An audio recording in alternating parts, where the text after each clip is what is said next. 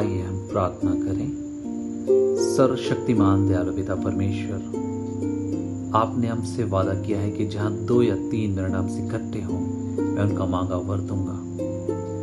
इस समय हम सपरिवार आपके पवित्र वेदी के निकट आते हैं, हमारे मनों को शुद्ध कर कि आत्मा की सच्चाई से हम आपकी आराधना स्तुति कर सकें, हमारे प्रभु यीशु ख्रिस्त के द्वारा। आमीन।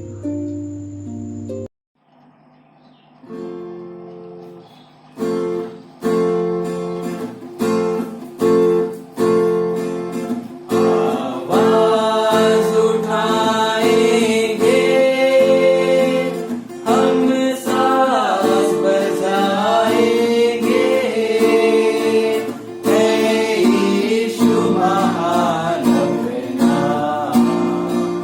यह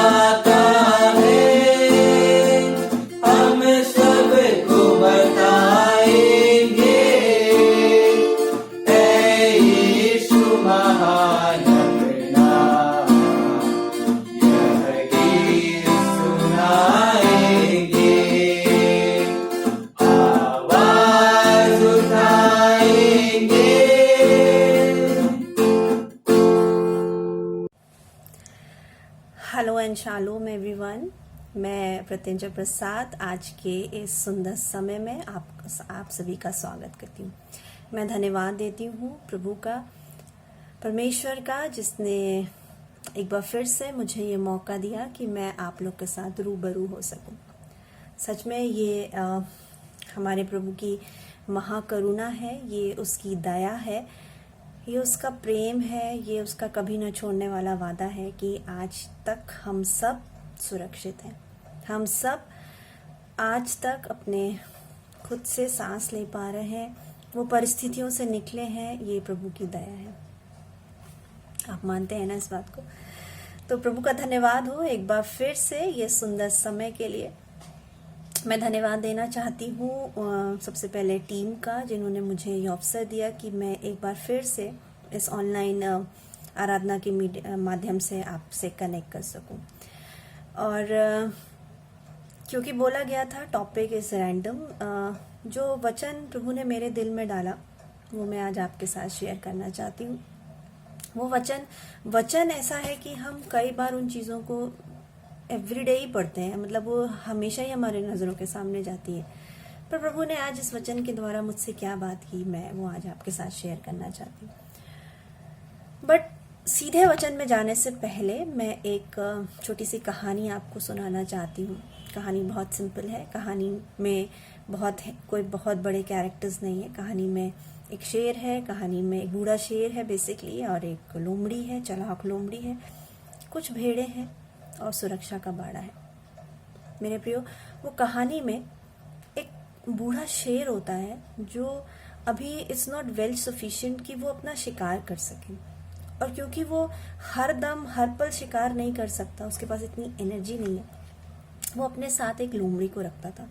और लोमड़ी उसके लिए जगह जगह जाके सर्च करती थी कि कहाँ पे मेरा जो बॉस है वो शिकार कर सकता है।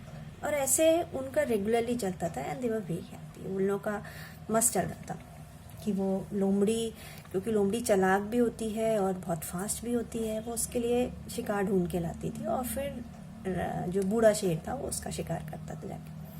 सो एक बार जब एज यूजुअल जो उनका टाइम था और उन्हें शिकार करने के लिए निकलना था, तो लोमड़ी जाती है, वो बोलती है पहले मैं देख के आती हूँ कि आज कहाँ अच्छा शिकार है। और जब वो जाती है तो वो देखती है दूर से कि एक जगह पे एक झुंड है अच्छी अच्छी भेड़ों का, अच्छी मोटी और एकदम फ्रेश भेड़े हैं जो एक साथ एक जगह पे हैं और एक बाड़े में है, बाड़े के अंदर वो है और बढ़िया लग रही है। और वो बोलता है आज तो मेरा बॉस एकदम खुश हो जाएगा ये देख के कि मैंने आज उसके लिए कितना अच्छा शिकार बनाया है। नेक्स्ट ही मूवमेंट उसको रियलाइज होता है कि सिर्फ भेड़े नहीं है वहाँ पे, उस बाड़े के आसपास बड़े बड़े गार्ड डॉग्स भी बैठे हुए हैं। तो वो बोलता है कि वो सोचता है कि अब ये गार्ड डॉग्स के रहते तो बड़ा मुश्किल है कि मैं क्योंकि शेर तो बूढ़ा है और मैं इतने सारे डॉग्स का सामना नहीं कर पाऊंगा। तो वो समहाउ कहीं ना कहीं उसी पल में मन में सरेंडर कर देता है और वहाँ से निकल जाता है। निकल के आके अपने बॉस से बोलता है, अब उसको अपने बॉस की डांट भी नहीं खाना है, उसको वहाँ से आके बोलता है कि आज कुछ अच्छा शिकार नहीं मिला और जो भी मिला, जो भी भेड़ मुझे दिखी, जो भी भेड़ बकरियां मुझे दिखी वो बड़ी कमज़ोर सी थी। एक्चुअली मैं बहुत हट्टी कट्टी थी, बट क्योंकि वो ऐसा नहीं बोल सकता था कि ये उसकी कैपेबिलिटीज़ में आ जाता कि नहीं चलो हम लड़ेंगे और देखेंगे, पर वो उसकी कैपेबिलिटीज़ पे कहीं ना कहीं आता और इसके लिए वो बोल देता है कि वो जो भेड़े हैं वो बड़ी कमज़ोर सी थी, इसलिए बेटर है कि उनका शिकार नहीं किया जाए, अपन कहीं और जाके देखते हैं। और फिर वो लोग समहाउ कहीं और निकल जाते हैं।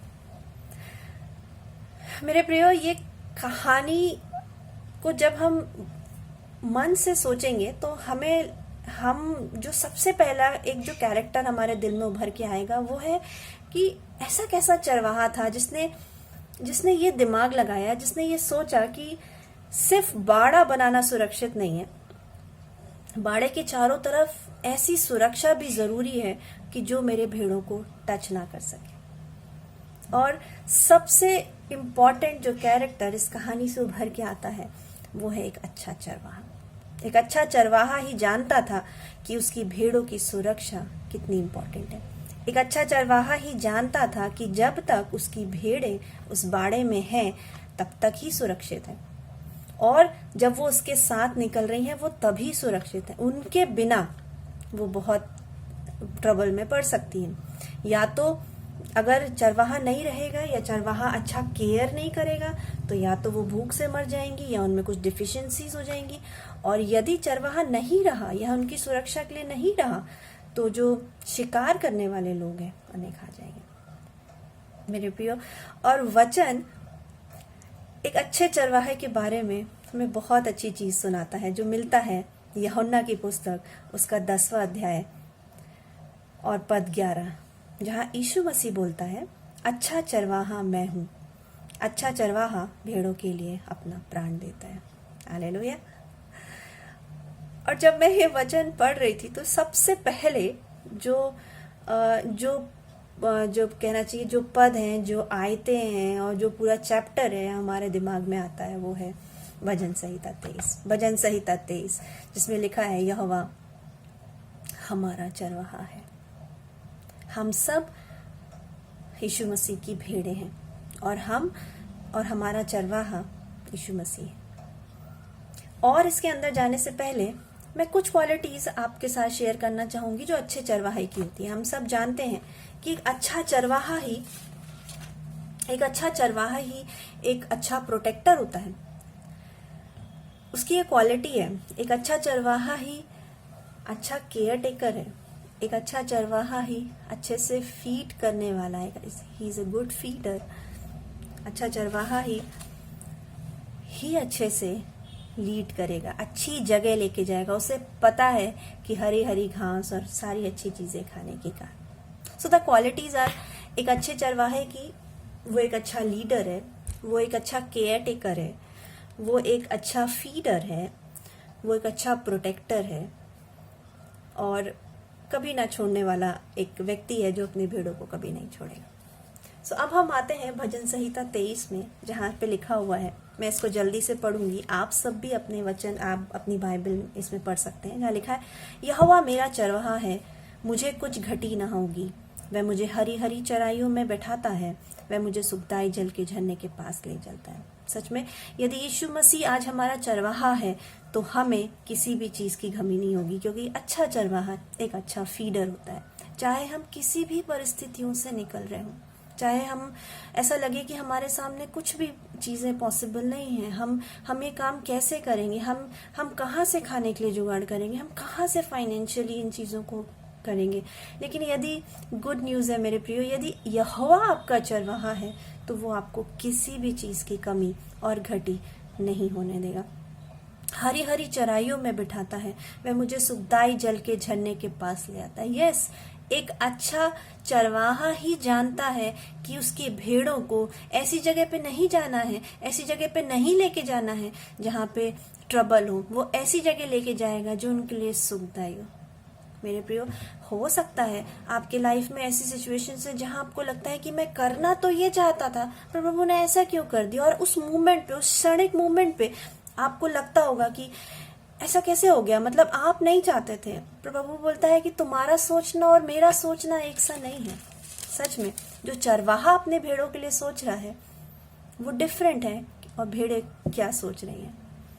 वो मुझे सुखदाई जल के झरने के पास ले चलता है, वह मेरे जी में जी ले आता है। सच में मेरे प्रियो, यदि आपको लग रहा है कि ऐसा नहीं होना चाहिए था, प्रभु को मेरे साथ ऐसा नहीं करना चाहिए था, तो ये गुड न्यूज है कि प्रभु आपका चरवाहा है और वो आपको ऐसी जगह लेके जा रहा है जहाँ पे अच्छी चीजें, जहाँ पे सुखदाई चीजें हैं, जहाँ पे हर चीज ब्यूटीफुल है। वह मेरे जी में जी ले आता है, धर्म के मार्ग में अपने नाम के निमित्त में मेरी अगुवाई करता है। वो अपने नाम के निमित्त, वो जानता है कि वो उसका चरवाहा है, वो अपने भेड़ों को कभी नहीं छोड़ेगा।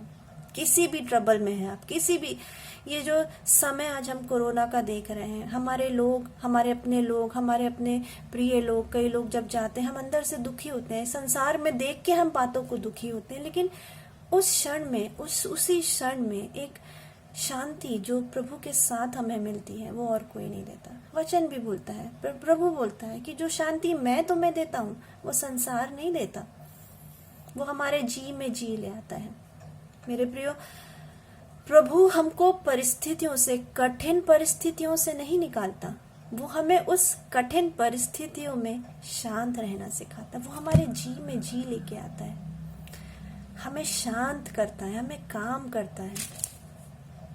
और वो तभी होता है जब हम अपना चरवाहा उसको मानते हैं, तभी तो वो हमारी सुरक्षा करता है। आगे लिखा है, चाहे मैं घोर अंधकार से भरी हुई तराइयों में होकर चलूं तो भी हानि से ना डरूंगा, क्योंकि तू मेरे साथ साथ रहता है। तेरे सोठे और लाठी से मुझे शांति मिलती है। मेरे प्रियो, यदि आप आज बहुत टफ सिचुएशन से जा रहे हैं, आप एक ऐसी जगह से जा रहे हैं जहाँ पे अनसर्टिनिटी, हम सब एक अनसर्टिनिटी से ही जा रहे हैं। हमें नहीं पता कोविड हमें कब छोड़ेगा और हम कब उस जगह से निकलेंगे, लेकिन right on that thing, right in the middle of that thing, प्रभु बोलता है, चाहे मैं घोर अंधकार से भरी हुई तराइयों में होकर चलूं तो भी मैं हानि से ना डरूंगा। प्रभु हमें किसी भी बात से छोड़ेंगे नहीं, हम किसी भी हानि से नहीं डरेंगे। ये प्रभु का हमारा हमसे वादा है कि वो हमें कभी नहीं छोड़ेगा, वो हमें किसी भी बात की घटी कमी नहीं होने देगा, क्योंकि वो हमारे साथ साथ रहता है। उसके सोठे और तेरे सोठे और तेरी लाठी से मुझे शांति मिलती है। प्रभु का वचन ही इस कठिन समय में हमें शांति देता है, हमें चंगा करता है। वचन बोलता है कि तेरे कोड़े खाने से हम चंगे हो चुके हैं। वचन, जब हम ये वचन क्लेम करते हैं, हम कहीं भी हो, हम कितने भी ट्रबल में, हमें कुछ भी हो रहा हो, जब जैसे ये वचन हम क्लेम करते हैं, उसके सोठे और लाठी से हमें शांति मिल जाती है।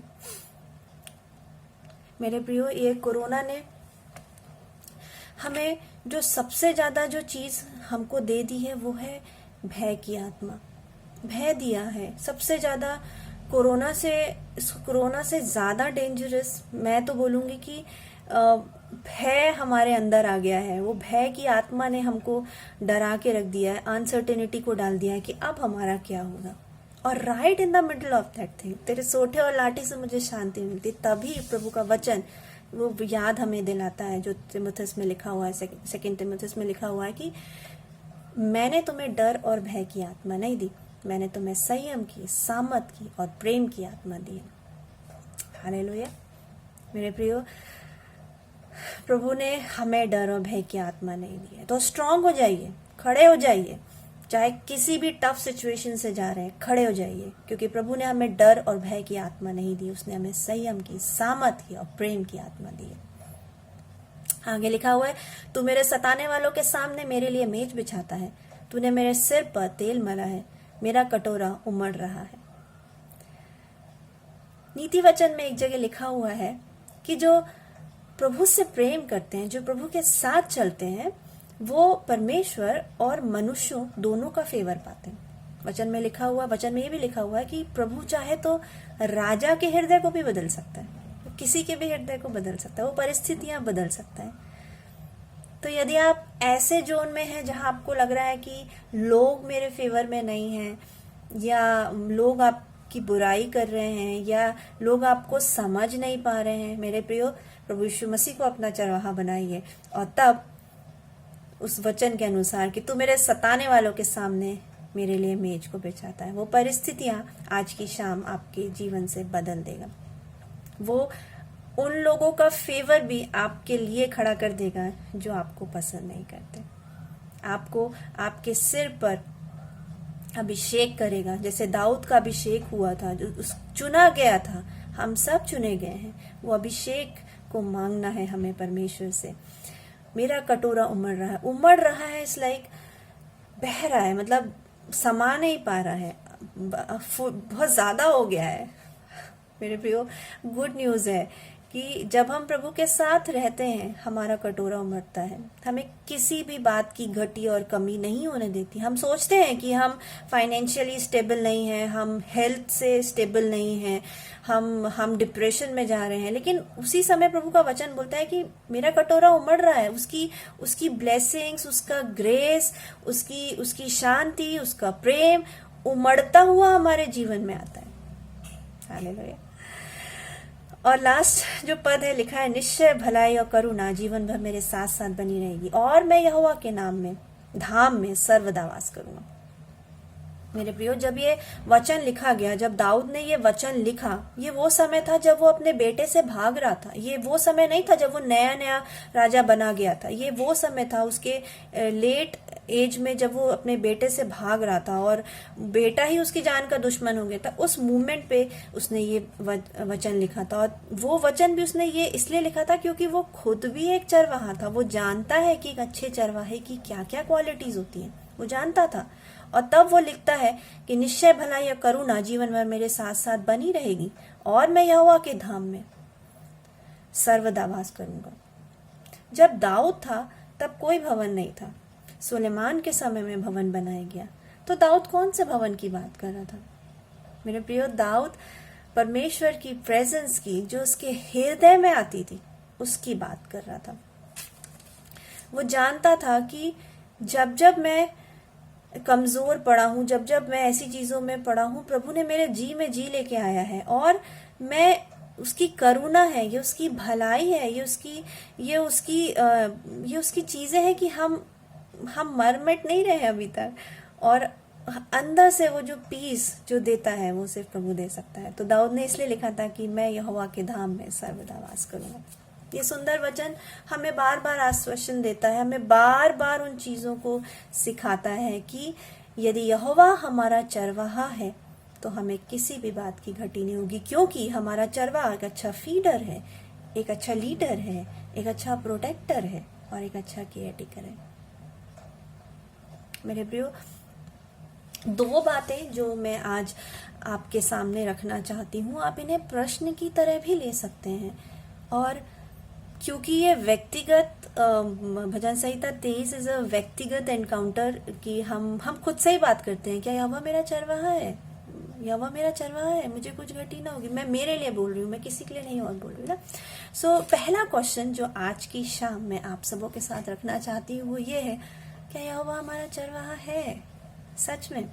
क्या हम विश्वास में इतने स्ट्रांग हो गए हैं कि हम बढ़ रहे हैं कि हम सच में, हम बोलते तो हैं, मतलब प्रभु यीशु मसीह को हम जानते हैं, हम सब चीजें करते हैं क्या, लेकिन हम सच में उसके पीछे चल रहे हैं? क्या हमने सच में उसको अपना व्यक्तिगत उद्धारकर्ता माना है? क्या सच में हमने उसको अपना चरवाहा माना है? ये आज पहला प्रश्न मैं जो आपके साथ रखना चाहती हूँ। और यदि माना है तो फिर हमें डरने की जरूरत नहीं है। क्यों? क्योंकि वो एक बहुत अच्छा लीडर है और कभी ना छोड़ने वाला हमारा पिता है।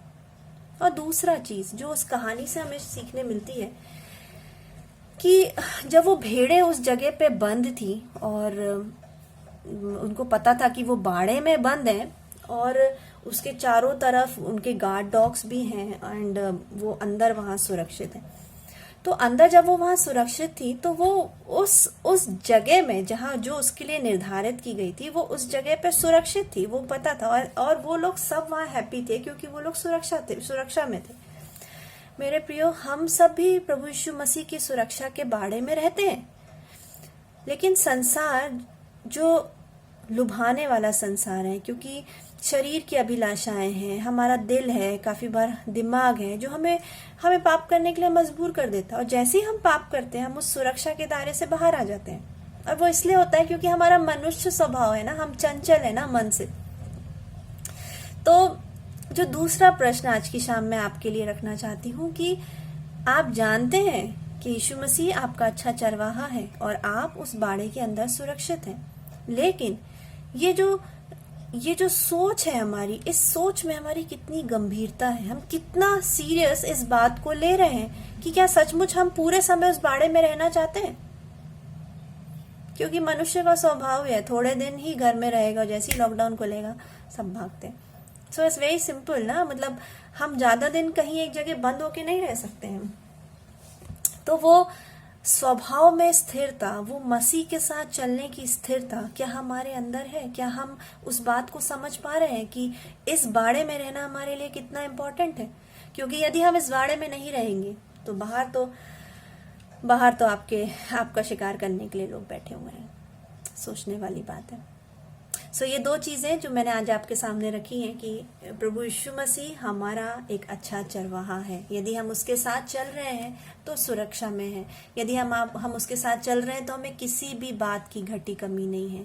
मैं आपको एनकरेज करना चाहती हूँ, ये समय बहुत टफ है।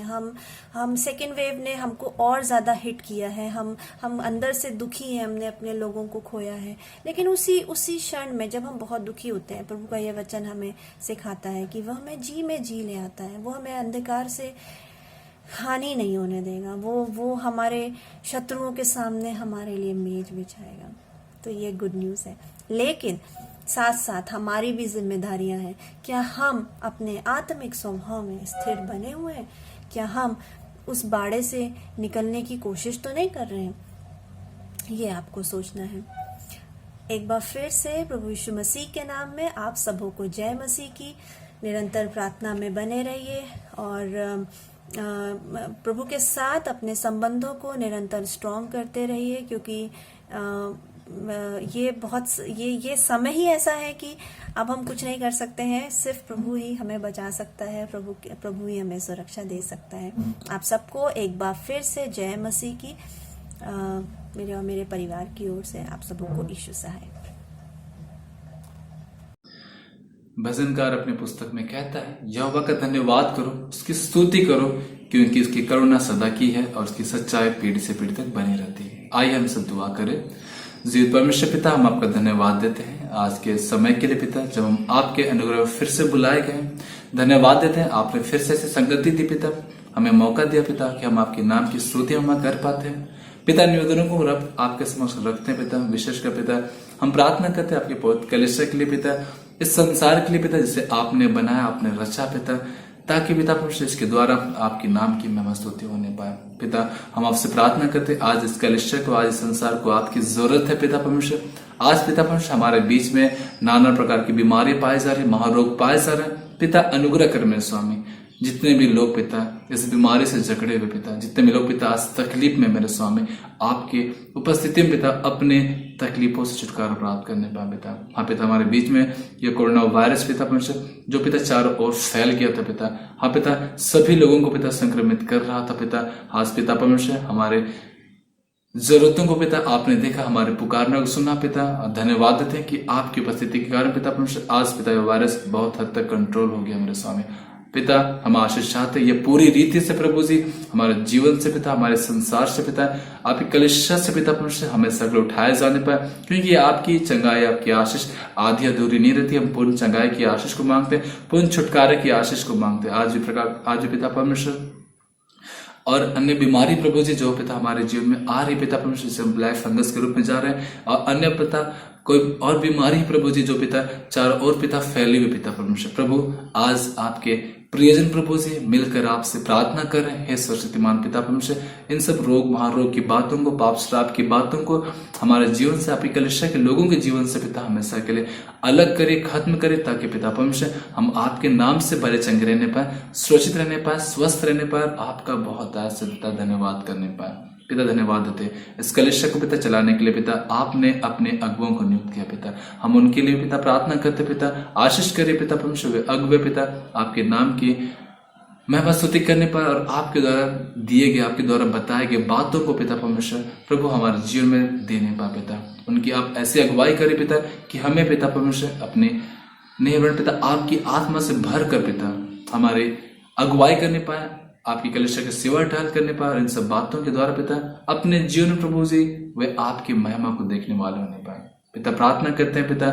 हमारे देश के जितने भी शासक है प्रभु जी, हमारे राज्य के प्रभु जी, चाहे हमारे जिले के प्रभु जी, चाहे जिस क्षेत्र में क्यों ना पाए जाते हैं, हर एक शासकों को, हर एक अगुओं को पिता परमेश्वर आपने अपनी योजना के अनुसार नियुक्त किया। प्रभु आशीष करिए वे आपके द्वारा ठहराए गए जिम्मेदारी को बखूबी निभाने पाए, आपके द्वारा बताए गए कार्यों को पिता पूरी करने पाए, और आपकी योजना के अनुसार पिता हम पर वे शासन करते हुए मेरे स्वामी आपकी इच्छा को पूरी करने पाए पिता।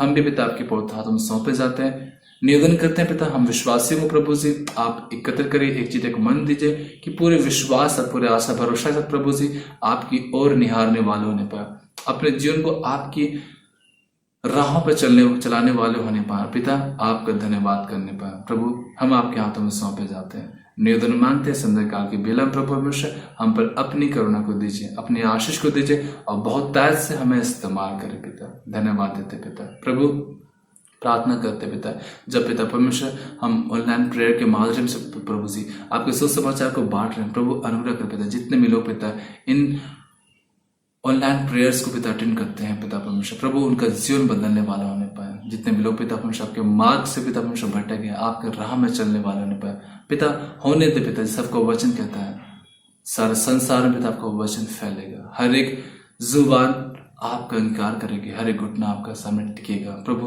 होने दे पिता, जब अंत का दिन निकट है पिता, ऐसा हो प्रभु जी कि सभी लोग प्रभु जी बचाए जाने पाए, सभी लोग पिता परमेश्वर इस्तेमाल होने पाए और आप ये बहुत कलिसिया में सहभागिता देकर पिता परमेश्वर आपको पिता परमेश्वर महिमा, आपकी आदर, आपकी स्तुति, आपकी बड़ाई प्रशंसा करने पाए। हम धन्यवाद देते पिता। सभी प्रियजनों को फिर से पिता हम आपके हाथों में समर्पित करते हैं। हर एक तकलीफ में पड़े लोगों को पिता परमेश्वर हम आपकी उपस्थिति को मांगते हैं। बीमार से पड़े लोगों के जिन्हें आपकी चंगाई को चाहते हैं, अशांत हृदय को पिता आपके शांति से भरते हैं पिता, जिन्हें आपकी आवश्यकता है पिता, आपकी उपस्थिति से पिता उन सबों को तृप्त करते हैं पिता। और प्रभु जब आपने यह समय दिया पिता, इस समय को हम आपके नाम की महिमा के लिए इस्तेमाल करते हैं पिता। अनुग्रह करें पिता परमेश्वर, हम धन्यवाद देते हैं आप ऐसा कर रहे हैं पिता। हर एक बातों के लिए हम आपका धन्यवाद देते हैं। आदर, महिमा, गौरव पिता परमेश्वर हम आपको देते हुए प्रार्थना को यीशु के सामर्थ्य नाम से मांगते हैं। प्रार्थना सुनिए और स्वर्ग राज्य में दया से ग्रहण करिए, आमीन। हम सब प्रभु को सिखाई गई प्रार्थना को एक शब्द कहेंगे। हे हमारे पिता तू जो स्वर्ग में है, तेरा नाम पवित्र माना जाए, तेरा राज जाए, तेरी इच्छा जैसे स्वर्ग में पूरी होती है वैसे इस पृथ्वी पर पूरी हो। दिन की रोटी आज हमें दे और हमारे अपराधों को क्षमा कर जैसे हमने अपने अपराधियों को क्षमा किया है, और हमें परीक्षा में ना डाल परंतु बुराई से बचा, क्योंकि राज, शामत और महिमा अब अवसर बदा तेरी ही है, आमीन। हम सब एक दूसरे को परमेश्वर पिता के अनुग्रह में सौंपते हुए अनुग्रह वचन एक साथ कहेंगे। और हमारे प्रभु श्री यीशु का अनुग्रह, ईश्वर पिता का प्रेम और पवित्र आत्मा की सहभागिता हम सबों के साथ सदा सर्वदा रहे, आमीन। सबों को यीशु, जय मसीह।